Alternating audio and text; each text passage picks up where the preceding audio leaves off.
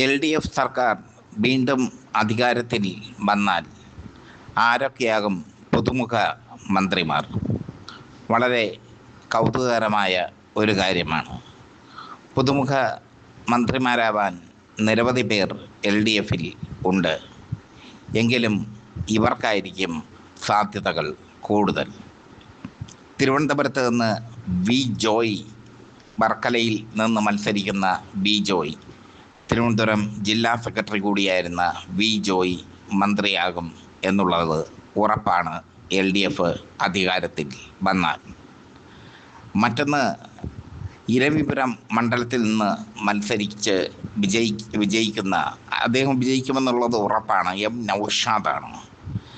നൗഷാദ് CPMൻ്റെ ഒരു കാലത്തെ യുവതുർക്കിയായിരുന്നു. അദ്ദേഹം തുടർച്ചയായി ഇരവിപുരത്ത് നിന്ന് വിജയിക്കുന്നു. ഇരവിപുരത്ത് നിന്ന് മത്സരിക്കുന്ന നൗഷാദ് മന്ത്രിയാകും എന്നുള്ളത് ഉറപ്പാണ്. മറ്റൊന്ന് KM സച്ചിൻ ദേവാണ്. ആര്യ രാജേന്ദ്രൻ്റെ ഭർത്താവ് കൂടിയായ KM സച്ചിൻ ദേവ്. ബാലുശ്ശേരിയിലാണ് അദ്ദേഹം മത്സരിക്കുന്നത്. CPMൻ്റെ ഉറച്ച കോട്ടയാണ് ബാലുശ്ശേരി. ബാലുശ്ശേരിയിൽ നിന്ന് മത്സരിക്കുന്ന KM സച്ചിൻ ദേവ് മന്ത്രിയാകാൻ സാധ്യത കൂടുതലാണ്. മറ്റൊന്ന്, മലമ്പുഴയിൽ നിന്ന് മത്സരിക്കുന്ന പ്രഭാകരനാണ്. മലമ്പുഴയിൽ പ്രഭാകരൻ്റെ രണ്ടാമംഗമാണ്. പ്രഭാകരൻ മലമ്പുഴയിൽ വീണ്ടും മത്സരിക്കുന്നു എന്നുള്ളത് ശ്രദ്ധേയമായ കാര്യമാണ്. BSൻ്റെ പേഴ്സണൽ സ്റ്റാഫ് സെക്രട്ടറി, മുൻ പ്രൈവറ്റ് സെക്രട്ടറിയായ അല്ലെങ്കിൽ BSൻ്റെ വിശ്വസ്തനായ സുരേഷാണ് UDF സ്ഥാനാർത്ഥി. C കൃഷ്ണകുമാറാണ് BJP സ്ഥാനാർത്ഥി. മലമ്പുഴയിൽ BJP തുടർച്ചയായി രണ്ടാം സ്ഥാനത്ത് വരുന്നു. എങ്കിലും പ്രഭാകരൻ അവിടെ വിജയം ഉറപ്പിക്കാം.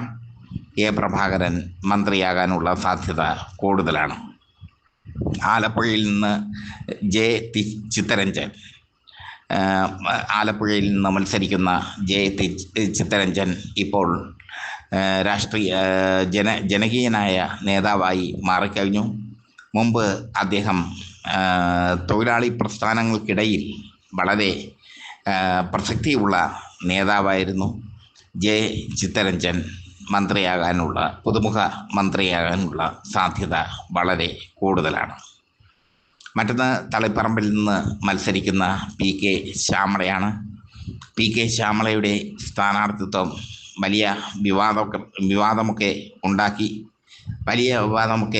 ഉണ്ടാക്കിയെങ്കിലും PK ശ്യാമള തളിപ്പറമ്പിൽ നിന്ന് വിജയിക്കും എന്നുള്ളത് ഉറപ്പാണ്. MP ഗോവിന്ദൻ മാസ്റ്റർ കഴിഞ്ഞവണ നേടിയ ഭൂരിപക്ഷം PK ശ്യാമള നേടില്ലായിരിക്കാം. പക്ഷേ PK ശ്യാമള തളിപ്പറമ്പിൽ നിന്ന് വിജയിക്കും.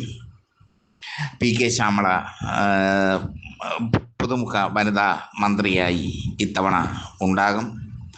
പഴയ മുഖങ്ങളിൽ ആർക്കൊക്കെ മന്ത്രിസ്ഥാനം കിട്ടുമെന്നുള്ളതും ശ്രദ്ധേയമാണ്. KN ബാലഗോപാൽ, P രാജീവ്, മുഹമ്മദ് റിയാസ് തുടങ്ങിയവർക്കൊക്കെ മന്ത്രിസ്ഥാനം വീണ്ടും നിലനിർത്താനാകും. അതേസമയം R ബിന്ദുവിന് മന്ത്രിസ്ഥാനം നിലനിർത്താൻ പ്രയാസമായിരിക്കും. വീണ ജോർജ് ജയിച്ചു കഴിഞ്ഞാൽ മന്ത്രിസ്ഥാനം നിലനിർത്തും. കാരണം വീണ ജോർജ് സഭയുടെ ആളാണ്. സഭയും CPMുമായി ബന്ധിപ്പിക്കുന്ന പാലമാണ് വീണ ജോർജ്. വീണ ജോർജ് ആറന്മുളയിൽ ഇത്തവണയും വിജയിക്കും എന്ന് തന്നെയാണ് CPMൻ്റെ കണക്കുകൂട്ടൽ. അതേസമയം PK ശ്യാമളയെ പോലെയുള്ള പുതുമുഖങ്ങളെ CPM മന്ത്രിസഭയിലേക്ക് കൊണ്ടുവരും.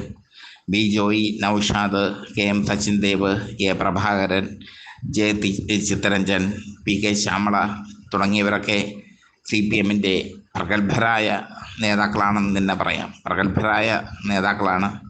അവരൊക്കെ വളരെ കാലമായി പ്രവർത്തിച്ച് അവരുടേതായ പ്രവർത്തന മണ്ഡലത്തിൽ വ്യക്തിമുദ്ര പതിപ്പിച്ച നേതാക്കളാണ്. അവർ വീണ്ടും മന്ത്രിസ്ഥാനത്തേക്ക് വരും. അവർ പുതുതായി മന്ത്രിസ്ഥാനത്തേക്ക് വരും. പക്ഷേ പഴയ മുഖങ്ങളും CPMൻ്റെ പുതിയ മന്ത്രിസഭയിൽ ഉണ്ടാകും. അധികാരം